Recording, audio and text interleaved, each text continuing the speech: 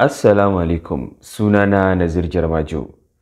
A daidai wannan lokaci a yau duba na tsanaki za mu yi dangane da jerin wasanni da aka fafata ko in ce wasa guda ɗaya tilo da aka murza a gasar cin kofin Carabao ta ƙasar Ingila. Wasan kusa da na ƙarshe ƙungiyar ƙwallon gaba ta Chelsea ta sha kashi da ci ɗaya ta mai ban haushi a karawan da suka yi da ƙungiyar ƙwallon gaba ta Middlesbrough a wasan kusa da na ƙarshe na gasar cin kofin Carabao. Shin me bare da tawagar Chelsea za mu yi duba na tsanaki dangane da wannan lamari tare da duba karawar da zai gudana tsakanin ƙungiyar ƙwallon gaba ta Liverpool da Fulham a gasar cin kofin Carabao duka wasan kusa da na ƙarshe. Daga bisani za mu dangana ƙasar Sifaniya domin jin wainar da za a toya a gasar cin kofin Spanish Super Cup a daidai wannan lokaci, inda kungiyar ƙwallon gaba ta Real Madrid take shirin tunkarin Atletico Madrid a wannan gasa, yayin da a gefe guda ita ma Barcelona tuni togar 'yan wasanta suka dangana kasar Saudi Arabia domin ganin cewar sun shirya tsabzan tunkarin kungiyar ƙwallon gaba ta Osasuna. Za mu dubi togar Barcelona, za mu dubi karawar Real Madrid tare da sauran bayanai daga kungiyar ƙwallon gaba ta PSG wanda ta kyauta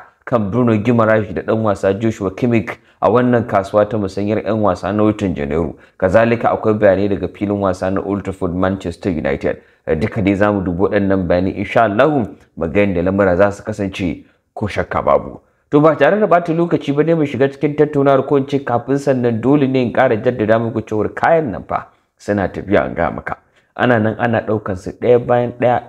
ɗaya suna karewa. Kada ka bari a baka labari kai ma ka zo ka mallaki waɗannan kayayyaki musamman a wannan lokacin sanyi, musamman masu fitan safi, masu zuwa aiki da safe ko kana da wani aiki da safe ko sallah zaka fita da safe ma zaka yi amfani da wannan riga wanda za ta tallafa maka ko shakka babu, dan ka san yanzu lokacin da sanyi ana buƙatar irin waɗannan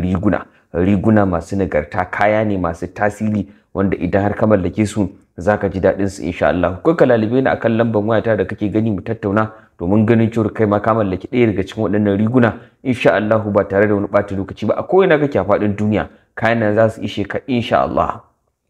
Mu shiga cikin wannan tattaunawa a daidai wannan lokaci ba tare da ɓata wani lokaci ba, kuma mu dubi bayanai da muke ɗauke da shi musamman farawa daga karawar Chelsea da ƙungiyar ƙwallon gaba ta Middlesbrough. Gaskiya wannan abun kunya ne, shine kawai abin da zan faɗa kai tsaye ba tare da wani ɓata lokaci ba. Wannan cin zarafin magoya baya ne, wannan cin zarafin mutane ne da suke bibiyar harkar ƙwallon kafa kamar yadda aka san sunan ƙungiyar ƙwallon kafa ta Chelsea a duniyar ƙwallo. Babu yadda za a ce ƙungiyar irin Middlesbrough wanda take gasa mai daraja ta biyu a ƙasar Ingila, ba ma fa a gasar ajin Premier take ba, gasa mai daraja ta biyu a ƙasar Ingila ta doke ku har ma wai a zo ana ta wani muhawara, ana ta wani dogon jawabi dangane da mai horuswa da sauransu. Duk wannan ba shi bane. Ya kamata a ce duk gwagwarmayar da kungiya irin Chelsea take a daidai wannan lokaci ta dinga samun nasarori a irin waɗannan wasanni. Irin waɗannan wasanni ya kamata 'yan wasan su dage su yi amfani da daman su, waɗanda ba sa zira kwallaye su zira kwallaye, su doke kungiyar ta Middlesbrough cikin kwanciyar hankali, amma sai dai kash abin ba haka yi ba. Magoya bayan kungiyar ƙwallon gaba ta Chelsea sun gagara hakuri saboda munin abin da suka gani da aka tashi a wannan wasa, sun nuna bacin ransu karara a fili, wanda sai da jerin 'yan wasan kungiyar ta Chelsea suka dangana wannan bangare na magoya bayan kungiyar ta Chelsea suka ba su hakuri saboda 'yan wasan kowa yana kokarin ya furta abin da yake damunsa ne, suna hayaniya, suna nuna bacin rai tare da jan hankalin 'yan wasan kungiyar ta Chelsea wanda hankalinsu ya karkata ga waɗannan magoya baya kuma suka dangana wannan bangare suka ba da hakuri ko shakka babu. Gaskiya wannan abin takaici ne, gaskiya wannan abin kunya ne. Mutane daga sassa daban-daban musamman na san Abubakar Umar yan kanki zai dauki wannan laifi ya dora Maurizio Pochettino, amma saboda Allah mai maganan gaskiya irin waɗannan damammaki da dan wasa Kofa ma ya samu a mintuna 45 na farko guda uku da bai ci ba, to laifin waye ne? Irin wannan ba kai saka dora shi akan Maurizio Pochettino ba. Su ma karan kansu yan wasan ya kamata su dinga yi wa kansu adalci. Akwai abin da ya kamata a ce irin wannan dama ka samu 1, 2, 3 dan wasa irin Kofa ma wanda yake kan gani yanzu yake zara kwallaye, yake bada tallafi wa kungiyar ta Chelsea, amma ya gagar amfani da irin waɗannan damamaki. Baka isa ka dora irin wannan laifi akan mai horoswa ba. Yan wasan ne kawai kamata ka kalle su ɗaya bayan ɗaya ka tabbatar da cewa nagartansu bai kai a ce ana dora musu irin nauyin da ake dora musu akan kafadunsu a kungiya irin Chelsea ba, musamman karkashin jagorancin Roman Abramovich lokacin da yake kungiyar ƙwallon gaba ta Chelsea. Lokacin Chelsea an santa da lashe manyan kofuna, an san Chelsea da fafutuka irin waɗannan kofuna duka ta lashe su cikin kwanciyar hankali, in dai ba wata babbar kungiya bane ta taho a gabanta ta yi gwagwarmaya. Chelsea kungiya ne wanda take kada mamaki a bangaren yan wasan gaba amma ba su amfani da shi. Nicholas Jackson baya nan, amma idan ba Nicholas Jackson shikenan ba za a ji kwallo ba a tawagar Chelsea. Kuma furcin mai horaswa Mauricio Pochettino na cewar kamar yadda muka ka bayani a kwanakin bayan nan kungiyar ta Chelsea ba ta da wani shiri na cefano sabon dan wasan gaba, kaga kan ya ƙara sanya alamomin tambaya tare da barin Chelsea a cikin damuwa irin wannan mataki da take ko shakka babu, saboda gaskiya tana buƙatar dan wasan gaba mai nagarta, tana buƙatar dan wasan gaba mai tasiri, tana buƙatar dan wasan gaba wanda zai shiga cikin togar ya zira kwallaye cikin kwanciyar hankali ko shakka babu. Chelsea tana buƙatar dan wasa guda ɗaya a cikin togar ta na musamman, dan wasa wanda ya fita daga cikin matakin irin yanayin yan wasa da kungiyar ta Chelsea take da shi, wanda irin wannan mataki lokuta masu muhimmanci, lokutan da ake buƙatar wani abu ya faru, Pochettino ko da baya cikin wannan wasa zai ci ba shi a ciki domin ganin cewa ya shiga ya kwaci kungiyar ta Chelsea. Amma Chelsea ba ta da wannan. Enzo Fernandez da Moses Caicedo an zuba kuɗaɗe an cefano su amma ba abin ba ya ki aiki. Mikhail Mudryk abin ya ki aiki. Wannan ka iya dora shi akan mai horoswa wanda babu ci gaba da yake nuna tattare da waɗannan yan wasa, babu ci gaba dangane da salon wasa da kungiyar ta Chelsea take kokarin murzawa. Dole ne mai horoswa ya karɓi wannan laifi, kuma mafi akasarin yan wasan wasu ma ba sa ma buga gurbin da suke son taka lida. Duka wannan laifin mai horoswa ne, amma duk da haka kungiya irin Chelsea ya kamata ta doke Middlesbrough kamar da na faɗa, kuma irin damammakin da Chelsea ta samu musamman mintuna 45 na farko ta hannun Cole Palmer ya kamata a ce ɗaya daga cikin sa akalla ya shiga raga domin ganin cewa kungiyar ƙwallon kafa ta Chelsea akalla ta tsira da wani abu a wannan wasa ko shakka babu. Amma dai bari mu jira mu ga abin da zai je zo. Wannan wasa ne wanda za a fafata shi sau biyu. Wasa ne wanda akwai karawa na biyu da zai gudana a filin wasa na Stamford Bridge, wanda za mu jira mu ga yanayin da al'amura za su kasance wa kungiyar ƙwallon kafa ta Chelsea a wato filin wasa na Stamford Bridge. Wasa na biyu da za ta murza da kungiyar ta Middlesbrough, kungiyar Michael Carrick, kafin a yi lissafin kungiyar da za ta dangana wasan ƙarshe na wannan gasa da cin kofin Carabao a daidai wannan lokaci. Bari mu jira mu gani daga yanzu zuwa wannan lokaci wani gyara Pochettino zai a tawagarsa. A daidai wannan lokaci da ake fafutukar samun jerin kungiyoyi biyu da za su dangana wasan karshe na gasar ta cin kofin Carabao, kungiyar ƙwallon kafa ta Liverpool da misalin karfe 9 ita ma za ta karba kuncin kungiyar ƙwallon kafa ta Fulham a filin wasa na wato Anfield. Babu dan wasa Muhammad Salah a cikin tawagar Liverpool, babu Trent Alexander-Arnold kamar yadda mataimakin mai horar da 'yan wasan Liverpool din ya bayyana, saboda Trent Alexander-Arnold ya samu rauni wanda ana tunanin wannan rauni na iya ajiye shi a fagen jinya na wasu 'yan makonni kafin ya da murzale da kungiyar. Wasu na nuna cewa sai tsakiyar watan Fabrairu, wasu ma na lissafa sai karshen watan Fabrairu kafin Trent Alexander-Arnold ya dawo ya ci gaba da murzale da kungiyar ƙwallon kafa ta Liverpool din a daidai wannan lokaci. Akwai matsala, ba Salah babu Trent, kaga wannan bangaren daman fa babu shi kenan gaba daya. Dan Trent a wannan kakar malam a sabon gurbin da aka bashi na murzale da irin rawar da yake takawa, ka kalli karawansu da suka yi da irin su Fulham, wasanni da kungiyar irin Arsenal, ka kalli irin damammaki da yake ba ɗan wasan gaban musamman Muhammad Salah. Kaga wasan Fulham kamar shi kadai a gasar ajin Premier ce ci kungiyar daga wannan gugurmayar da ta a wannan karawa ta kuma kwashi maki 3. Gashi babu shi a cikin tawagarta. Jerin 'yan wasan kungiyar ƙwallon kafa ta Liverpool 20 da suke na tunkaran wannan wasa da suke jinya ana lissafin kusan mutum 10 ne. Amma duk da haka Virgil van Dijk ya dawo yayin da Joel Matip yake nan yake jinya. Jerin 'yan wasan ta na gaba kungiyar ta Liverpool guda biyu na bangaren gefe da gefe, wato dan wasa Kostas Tsimikas da kuma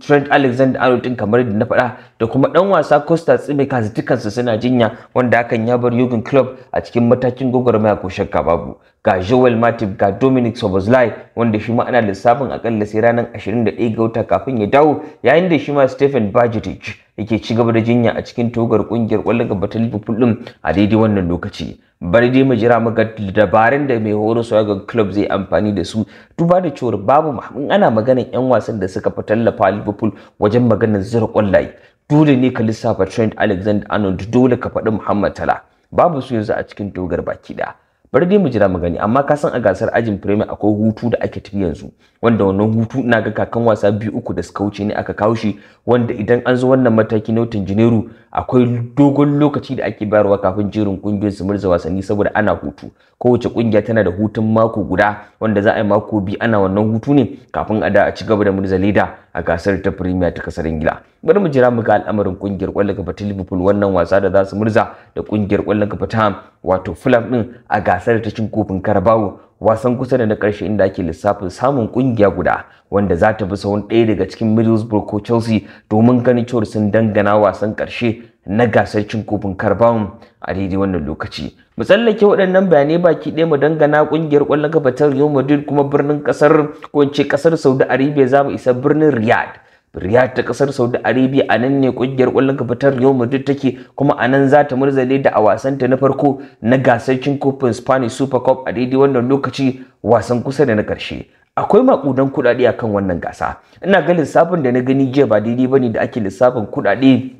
da jerin kungiyoyin za su karɓa, musamman kungiyar da ta lashe wannan gasa ana maganin euro miliyan 1.5 kamar da ta faɗa jiya. Lissafin ya nuna cewa Barcelona da Real Madrid za su karɓi makudan kuɗaɗe euro miliyan 6. Duk kungiyar da ta samu nasarar lashe wannan gasa ɗaya daga cikin su zai samu euro miliyan 1 aljihunsa. Kaga kan ya nuna cewa akwai euro miliyan 7 a ƙasa wa duk kungiyar da ta lashe wannan gasa tsakanin Barcelona da Real Madrid, saboda kuɗaɗen Atletico Madrid da Osasuna gaskiya bai kai haka ba idan dai har maganin gaskiya za a yi, wanda ko shakka babu kasan idan ba Madrid ba Barcelona kuɗaɗen da ake tsammanin za su shiga asusu daga wannan karawa a wato waɗannan wasanni ba za ma su zo ba. Bayanan masu nuna cewar ƙungiyar ƙwallon kafa ta Real Madrid, Osasuna da Barcelona da Atletico Madrid sun kulle yarjejeniya da hukumar ƙwallon kafa ta ƙasar Spaniya inda za su ba da kuɗaɗe wato fan 200,000 ko ce euro 200,000 a aljihun hukumar ƙwallon kafa ta ƙasar Spaniya, wanda yarjejeniya an bayyana cewar ta kullu dangane da kuɗaɗen da za su samu asusunsu daga waɗannan wasanni a gasar cikin kofin Carabao. Real Madrid za ta tunkari Atletico Madrid a wannan kakar. Kungiya guda ɗaya ne kacal ta doke kungiyar ƙwallon kafa ta Real Madrid, Atletico Madrid. Kuma tun bayan wannan rashin nasara da Real Madrid ta yi a wannan karawa, Madrid ta fafata wasanni guda 19 a jere ba a doke ta ba, kuma ta samu nasarori cikin 16 daga ciki, inda ta cin jiras guda 3 duka dai a wasanni da ta murza na wato gasar ta cin kofin La Liga ta kasar Spaniya da ma gasar zakaru da kuma Copa del Rey a daidai wannan lokaci a wannan gasa. Madrid na da damar samun gurbin tunkaran wasan karshe a gasar ta cin kofin Carabao ko ce a gasar ta cin kofin Spanish Super Cup a daidai wannan lokaci da ɗaya daga cikin Barcelona da kungiyar ƙwallon kafa ta Osasuna idan har ta samu nasarar doke wannan kungiya ta Atletico Madrid. Real Madrid tabbas ba wannan bane karo na farko da take murzale da a wannan gasa, kuma kamar yadda ka sani kafin wannan gasa Madrid ta samu nasarar doke kungiyar ƙwallon kafa ta Argentina da ci 3-1, wanda a wannan wasa manyan 'yan wasan Real Madrid irin su Toni Kroos, dan wasa Jude Bellingham, Luka Modric, Antonio Rudiger kuma Eduardo Camavinga da duk da cewar 'yan wasan da lissafo duka sun samu hutu su Vinicius Junior, ga Camavinga da cikin taugar a daidai wannan lokaci, ga kuma sauran jerin 'yan wasa da suke taugar wanda babu wani sabon rauni dai ya zuwa yanzu da muka ci daga wannan tauga na kungiyar ƙwallon kafa ta Real Madrid, duka dai a shirin su na tunkarin wannan karawa da kungiyar ƙwallon kafa ta Atletico Madrid. A iya cewar Madrid tana mataki mai kyau domin shirin tunkarin wannan wasa, wanda idan ka duba a gefe guda tunda an ce yaki dan zamba ne,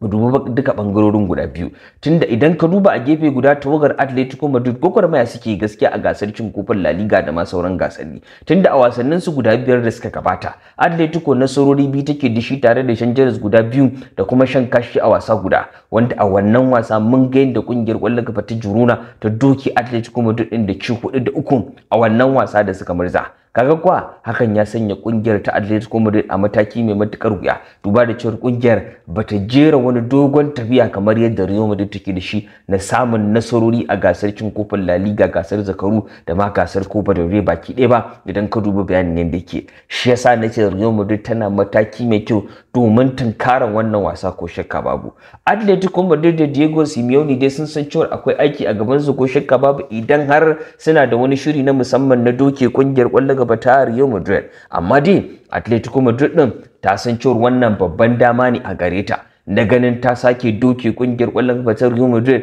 a wasanni guda 2 a jere tun shekara ta 2024, wanda a nan kungiyar ta doke Real Madrid a gasar cin kofin La Liga, ta doke ta kuma a gasar cin kofin Copa del Rey kafin a sauya abubuwa duka dangane da waɗannan gasanni da ake murza a daidai wannan lokaci. Bari mu jira ga wannan wasa wanda da alama zai ƙayatar ko shakka babu, saboda a ko ina ne wasan hamayya ne. Duk da lissafin da muka yi na cewa Madrid tana taka rawa ga nasarorin da ta yi ga kuma dogon lokaci da ta ɗauka ba a doke ta ba, ka san wasan hamayya idan ya zo duk wani kan ganiya da 'yan wasa suke yana bi ta cikin windo ne ya gudu sai ya bi iska. kwarai da gaske yanayin gogewanku da kuma iyawanku ne fitowa a fili a manyan wasanni, wanda ko shakka babu ko na minti ɗaya babu alaman tambaya dangane da tawagar 'yan wasan Real Madrid in ana maganar iyawa ko nagarta ko tasirinsa a wasanni ko shakka babu. In ƙarya ka dubi saman teburin gasar La Liga ta kasar Sifaniya. Za mu jira mu ga wannan wasa karfe 8 agogon Najeriya, Niger, kamar da kasar Jadi a kasar Saudi Arabia. Wannan wasa zai gudana a daidai wannan lokaci tsakanin Atletico da kungiyar ƙwallon kafa ta Real Madrid. Kafin mu dangana Barcelona mu je shagon ana ruwa Herbal Medicine a daidai wannan lokaci. Shagon ana ruwa Herbal Medicine kamar da ka sani shago ne wanda har yanzu yake ƙara jaddada maka cewa fa idan har kana fama da matsalar mahaifa, matsalar haihuwa, ciwon kirji, kaikayin gaba ko kuma cututtuka da mata suke ɗauka wajen mu'amala da iyali, ko cutar da ya shafi al'amarin matsalar ido ko kuma tari ko cututtuka da ake ɗauka wajen mu'amala da iyali, shagon ana ruwa Herbal Medicine ya kama ka maganin nan na mi'aniyu kamar da kake gani, wanda ake buƙatar mafi akasarin lokuta mata da miji su yi amfani da shi. Shagon ana ruwa Herbal Medicine shago ne wanda ya kwana biyu yana jaddada maka nagarta da kuma hanci tare da tasirin wannan magani, wanda idan ka mallake shi za ka ji daɗinsa ko shakka babu. Mutane daga sassa daban-daban a faɗin duniya, mutane sun zo sun jaddada godiyansu tare da faɗan irin amfani da wannan magani musu daga ko'ina a faɗin duniya, wanda kai ma za ka iya mallakan wannan magani idan har ka lallabi shagon ana ruwa Herbal Medicine. Akwai magani na Red Lion shi ma,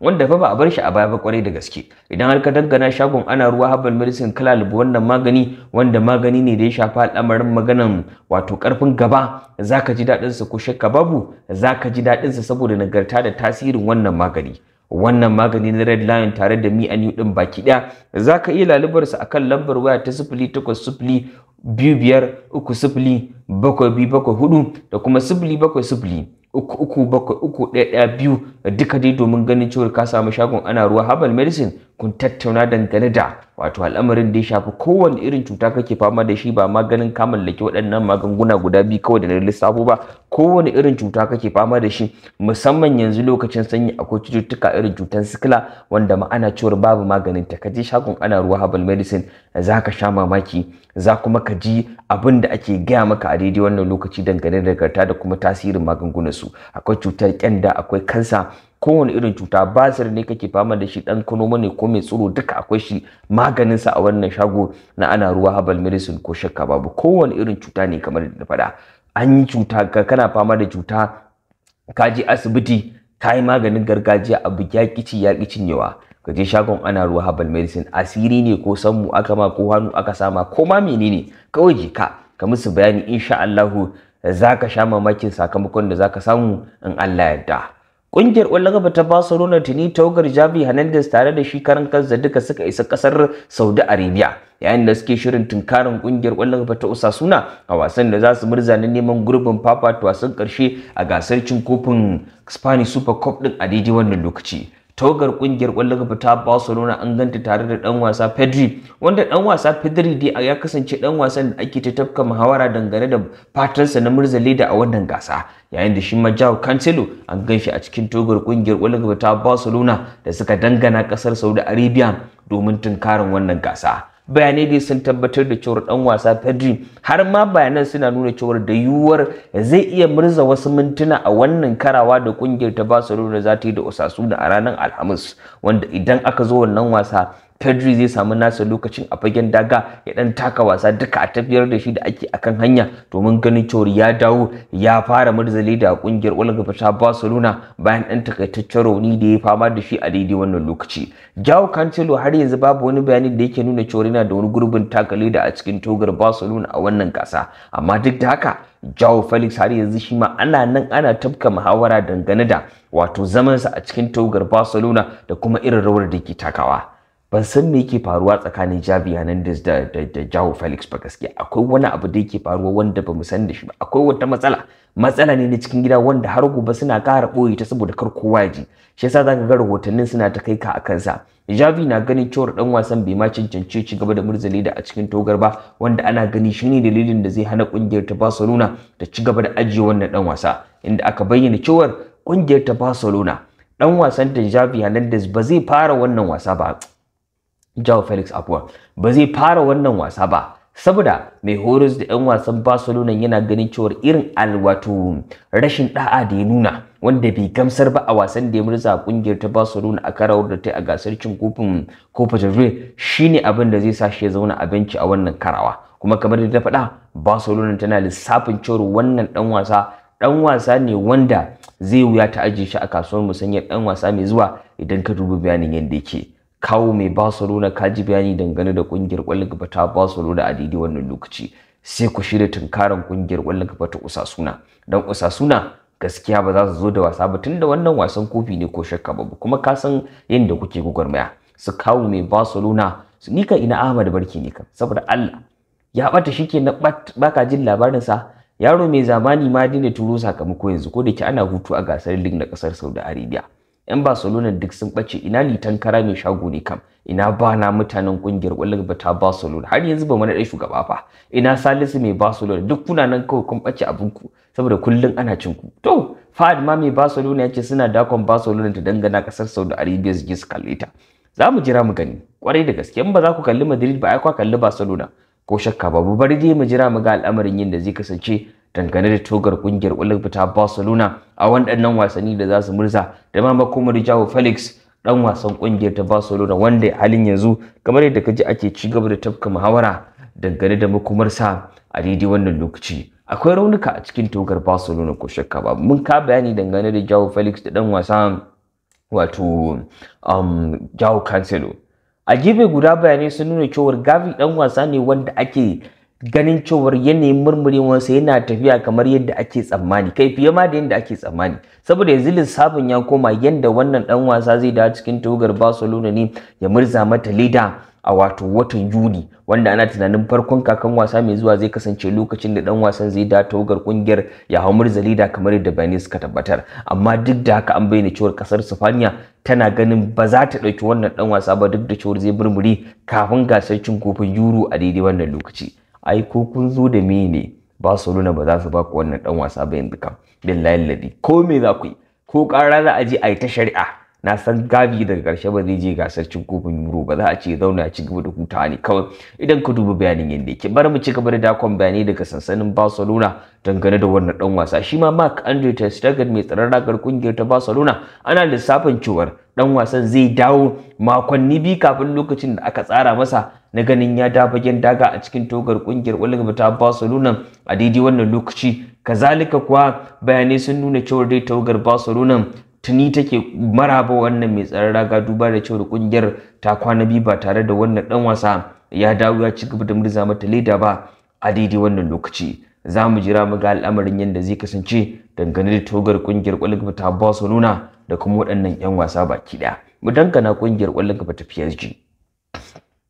Naga Basho mai Barcelona nan mai PSG ka abuwa Basho mai PSG, ka san ni ina so in yi abu da yawa a lokaci guda sai ana bin uzuri, billahi lazi in baka ba akwai matsala, da a samu matsaloli da ni in dai ba a mun uzuri wallahi akwai matsala, sai ana daga min kafa kadan wani lokaci, musamman yanzu da aka koma makaranta. A dinga hakuri da ni kwarai da gaske, in baka ba akwai damuwa wallahi. Ina so in abu da yawa, kai ma kana ɗaya daga cikin mutanen da nake so in gamsar, saboda wani lokaci sai na ɗauki lokaci na wannan binciken, in ba haka ba kai ma ba za ka ji daɗi idan ka tashi da safe baka samu bayanan da kake bukata ba kwarai da gaske. To togar kungiyar ƙwallon gaba ta PSG dai suna nan suna rike wuta dangane da dan wasa Bruno Guimarães da dan wasa Joshua Kimmich, amma mun ga bayanai da suka fito daga bakin shugaban kungiyar ƙwallon gaba ta PSG Nasir Al-Khelaifi dangane da Kylian Mbappe. Ya yaba Kylian Mbappe, ya yi wa Kylian Mbappe siyasa a gaban mutane, ya bayyana cewar dan wasa ne mai nagarta, dan wasa ne mai tasiri, wanda ko shakka ban ma mun san haka, kuma ya bayyana cewar shi mutum ne na kwarai kamar yadda Nasir Al-Khelaifi ya bayyana. Ya bayyana cewar yana nan yana ci gaba da shiri tare da dan wasa Kylian Mbappe a cikin togarsa a shirin da suke ci gaba da tunkarin wasannin da ke tafi a gaban kungiyar ƙwallon gaba ta PSG kamar yadda bayanai suka nuna. Amma ba sai dai a gefe guda dan wasa wato Bruno Guimarães da dan wasa Joshua Kimmich sune yan wasa guda biyu da aka yi tambaya wa Nasir Al-Khelaifi akai, wanda bai amsa waɗannan tambayoyi ba gabaki daya. Amma mun ji bayanai da suka fito daga sassa daban-daban. Bruno Guimarães an bayyana cewa faɗan wasa ne wanda Luis Enrique yake buƙatar sa a tawagar PSG, amma sai dai ƙungiyar ta PSG tana lissafin cewa kai ba za ta iya biyan kuɗin fansan wannan dan wasa a wannan matakin da ake na kasuwar musanyar 'yan wasa na watan Janairu ba. shi yasa take lissafin watakila za ta jira sai kasuwar musanyar 'yan wasa na ƙarshen kakar wasa kafin ta bi wannan ɗan wasa ta yi yunkurin cefano shi kamar yadda bayanai suka nuna. Za mu jira mu gani. Shi ma Joshua Kimmich an bayyana cewar Barcelona ta Bayern Munich tana buƙatar ajiye shi. Ƙungiyar ƙwallon gaba ta